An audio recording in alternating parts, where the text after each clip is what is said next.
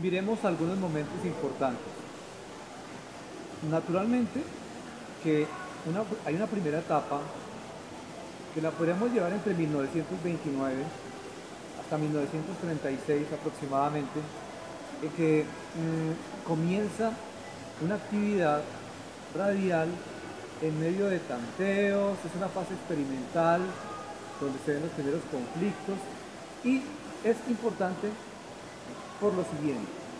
Primero, por el conflicto que va a haber entre la actividad radial y el periodismo escrito.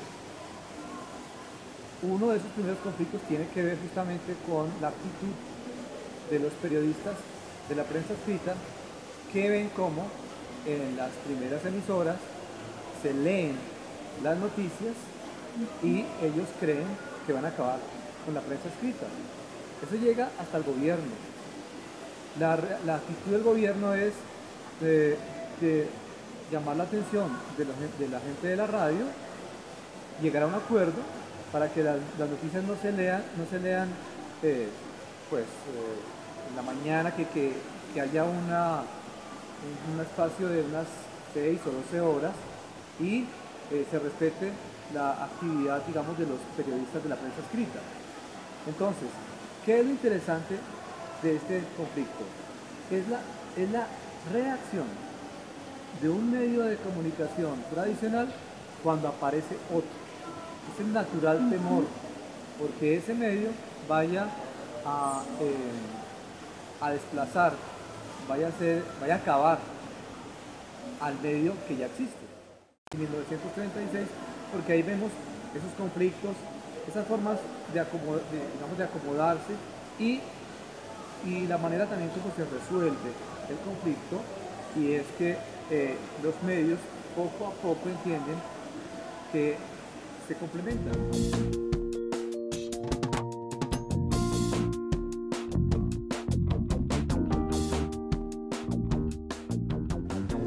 Digamos, una resolución del conflicto, de modo que la radio va a especializarse en algunas actividades, la prensa escrita en otra, pero digamos termina siendo algo benéfico para los dos medios. Un segundo momento que me parece muy interesante es el momento digamos, del 36 hasta el 50, porque es un periodo de despegue, desarrollo y crecimiento de la radio como empresa, con una organización administrativa, una organización artística. Es decir, hay digamos, una modernización de la actividad radial a partir de digamos, una actividad económica muy clara. Las emisoras son negocios,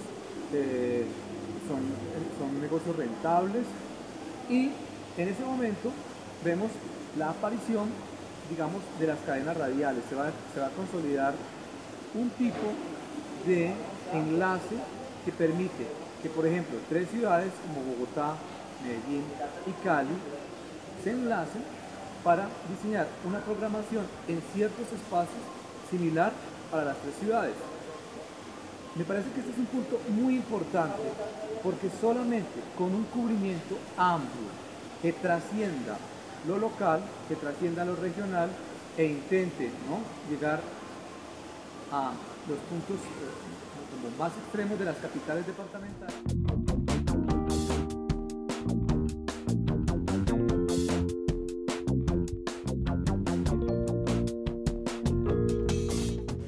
La aparición de cadenas, la aparición del proyecto de Cipatensa y ese cubrimiento que llega tan lejos y que hace posible esta manera, digamos, de cubrir buena parte del territorio colombiano. Un tercer momento lo podemos ubicar aproximadamente entre 1954 aproximadamente hacia finales de los 70. Ese es un momento bien interesante por tres razones. La primera razón, llega la televisión. Aunque la televisión tarda en hacerse masiva, poco a poco va a empezar a competirle a la radio, ¿cierto?, a la prensa en cuestión de información.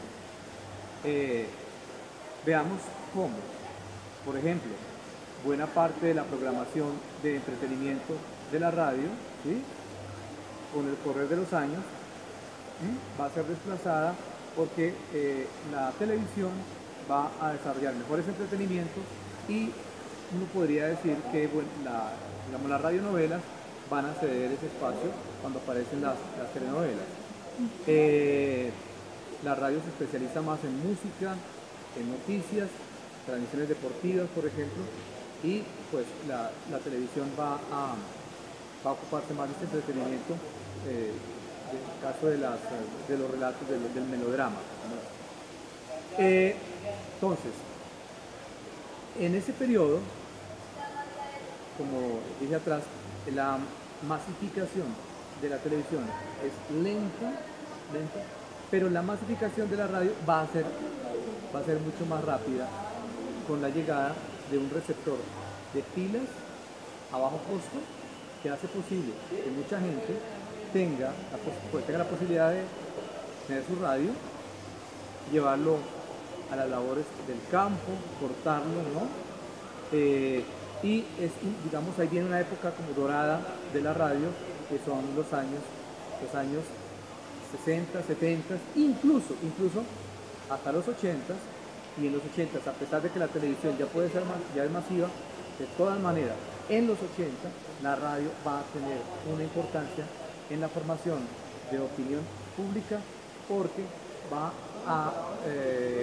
a tener una programación en la mañana extensa, en donde se maneja la lectura de noticias, los comentarios, las opiniones, las entrevistas, el cubrimiento cada vez es mucho más amplio, los temas que se discuten son más controversiales.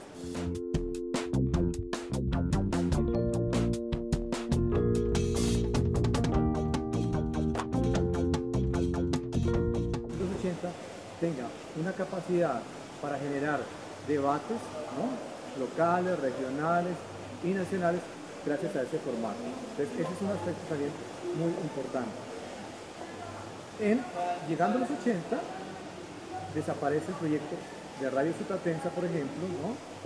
Y el crecimiento económico, la capacidad técnica de algunas cadenas, pues va a plantear una concentración de emisoras, va a fortalecer prácticas monopólicas y llegamos a los 90, ¿no?, con una radio muy fuerte, pero de manera paralela vamos a ver también el crecimiento y la consolidación de la televisión como un medio también muy importante. ¿Por qué?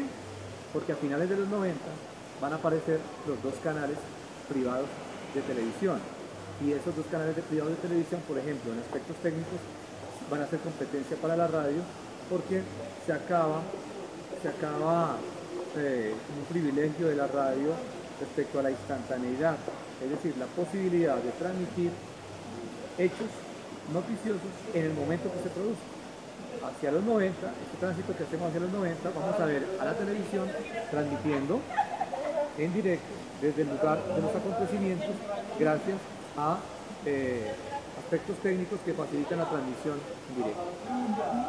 En 1998 ya tenemos los canales privados de televisión y sin duda va a ser una competencia muy fuerte para la actividad radial. Y el siguiente paso obviamente va a ser ya la llegada de Internet, que va a obligar a las cadenas de radio a que también tengan sus páginas en la red, ¿no? Y se consolida, digamos, se consolidan unos formatos de programación noticiosa y de programación musical ya muy orientados por la lógica comercial.